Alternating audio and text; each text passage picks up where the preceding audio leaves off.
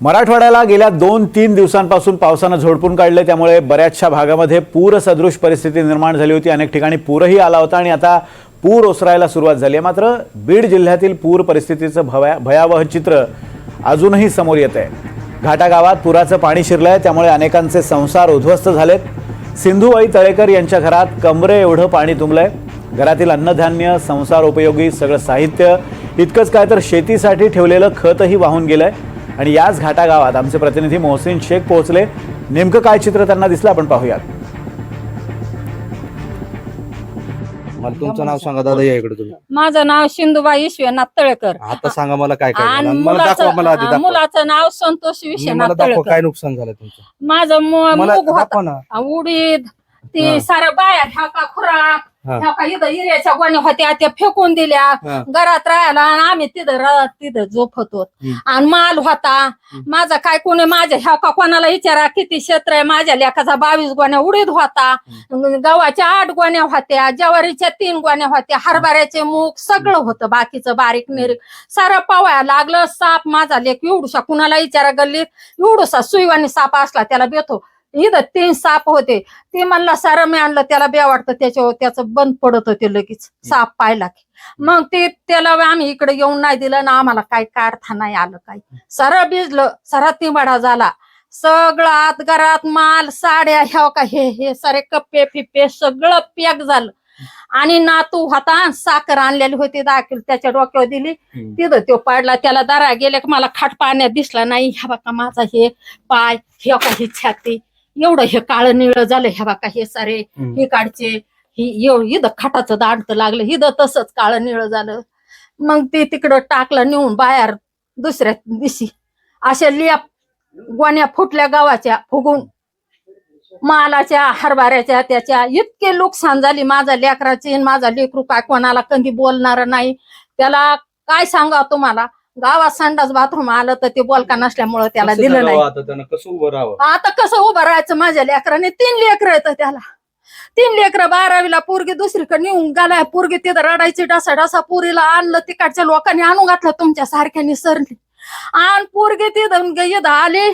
आता आज पुरीला घेऊन गेलाय तो, आणि त्यातून बैलाचं पुन्हा गुरं डोर। आता कशाच्या पायावर 3 लेकराचं शिक्षण, मला आजार मणक्याचा, त्याला मणक्याचा आजार, सून बावलीवाणी अशी पाट्यावानी झाली काम करू। आम्ही कशाच्या जीव आता जगायचं, कसं करायचं, काय करायचं। मला महिन्याला गोळ्या लागत, आता काय झालंय तुम्हाला, मणक्याचा आजार आहे मला। कुठून आणायचं आता हे सगळं बरबाद झालंय सगळं। एवढ्या ह्यांना विचारा, मला मणक्याचा आजार आहे, त्याला आम्हाला 2 माय लेकराला 70 रुपयाच्या गोळ्या मला रोज मेस करच्या लागत। आता काय करायचं, माझ्या लेकरांनी ते ना सरकारने ठरायचं काय करायचं, काय द्यायचं माझ्या लेकराला खाया पियाला। पाहुण्या रावल्याने अजून चूल पेटली नाही, खरं ते सांगते, लोकांचं खाऊन नाही म्हणायचं नाही। सोयऱ्यादारे अजून बाकरीचे मला गठुडे येते तर गाव या 15 दिवस होत आले जवळजवळ। कुणी कपडे आणले तर कुणी माझ्या लेकींनी, त्यांनी मला 3 मुली। आता प्रचंड कष्ट करून त्याने सगळं उभं सगळं एमपीचं ते मी म्हणते, त्याला संडास बाथरूम सुद्धा या गाववाल्यांनी दिलं नाही। माझं एवढं गरिबी आहे, कुणाला बोलकाच नाही, असं कुणी म्हणा, कुणाला असं एखादा शब्द बोलतोय, कुणाला काही मागणार नाही, असं इतका फायदा घेतला। पण आपल्या कष्टाने करत होता तेव्हा, आणि त्याचं एवढं खाली घातलं देवाने निवशाने, बापाचं कष्ट त्यांना आम्ही त्यांच्या दुखण्याने करुणातून आताशी कुळशीक चालतो। करुणा आम्हाला साऱ्याला करुणा झाला, मालक गेले, वडील नाहीये त्याला। ते एवढे पैसे खर्च करून आम्ही आपल्याशी ठरलो। काय करायचं माझ्या लेकराने, तुम्ही सांगा आता काय करायचं ते। माझं खालचं धाबाड खाली वरच वर झालं, एवढं पाऊस येतोय तरी पुरीने मला पाणी पाजलं, हे बघून शनी काय त्या दिवशी रात्री परिस्थिती संकट माझी परिस्थिती इतकी अवघड होती। सापाने मला लय, पाण्याचं तर होतं पण सापाने लय, साप पाहिलं की त्याचे ठोके वाढत येत। मग मी काय करायचं होतं, आम्ही माझी सुंदीर धरून साप गामेल्याने पाणी फेकून साप बाजूला काढला आणि तेव्हा बाहेर गेलो होतो आम्ही। काय करायचं आता, कसं उभं राहणार, आता कशाचं उभं राहणार आहे, आता कशाचे जीव उभं राहायचं सांगा ना। आम्ही कुठं राहायचं, कुठं ह्या काय हे सारं ते पडलंय, हे सारं फुगलंय, तुम्ही माळात घरात बघा सारं फुगलंय। आता राहायला जागा नाही राहिली हे इथपर्यंत पाणी होतं का? इथपर्यंत आता पाणी सारं बाहेर पाणी सारं ह्या काही पाहुणे आता भाकरी घेऊन आली फराळाचं घेऊन आली उपास आहे का? हा काय देवा. करावं मग काय सरकारला तुमची विनंती आता असणार? काय करायचं त्याने ते करावा येतो मग आम्हाला घरकुल नाही आलं आम्हाला काही नाही आलेलं कशात आम्ही माझ्या लेकरांनी येईर खांदली पाहुण्या रावळ्यांनी पैसे देऊन 30,000 रुपये एक जणांनी घेतले भामट्याने माझ्या लेकराला पण येईर नाही करून दिले अनुदान उलट पैसे घेतले माझ्या लेकराला बोललं तर 2 रोज मी त्यांनी भाकर नाही खाल्ले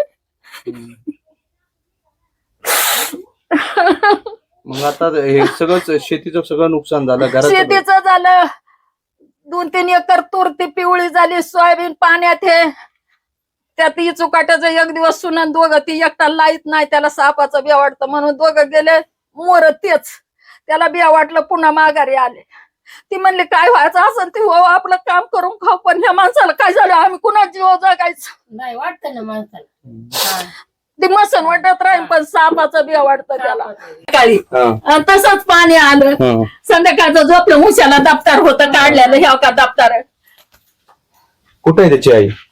तिला हाका मार ना काय ते हाका मार बाहेर जाऊ. हे कोणत्या वर्गात हे पोरग ते इंग्लिश स्कूलला टाकलं त्याच्या मामाने चांगलं शिकल म्हणून हा आणि ते पण सगळं वाया गेलं. वाया गेलं आणि त्याला ना दुखणंच आलं पाण्यात इथं पडलं आणि दुखणं आलं त्याच्यात मामाने नेलं हम्म. पुस्तकं सगळी भिजली का?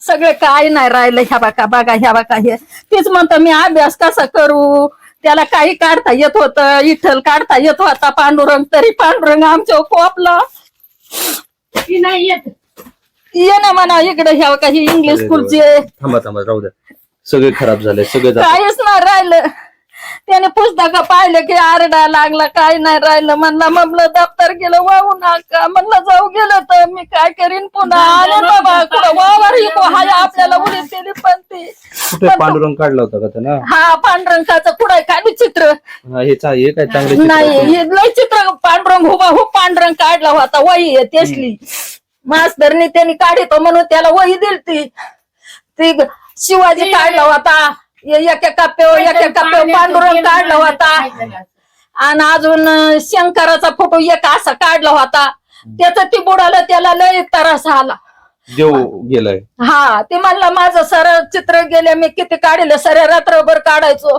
चित्र काढायचो म्हणून हुशार आहे म्हणून त्याच्या मामाने तिकडे टाकला होता इंग्लिश स्कूलला काय करायचं मग आता